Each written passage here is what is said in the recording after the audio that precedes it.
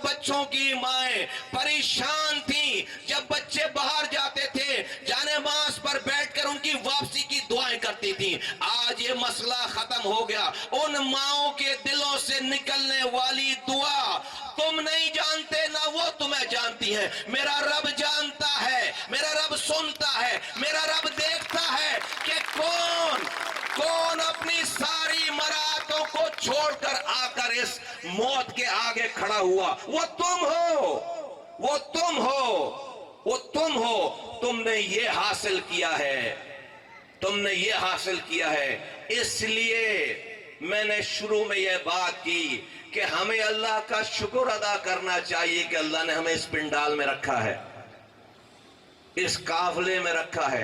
ये मेरे तुम्हारे बस की बात नहीं है, ये अल्लाह की मेहरबानी है।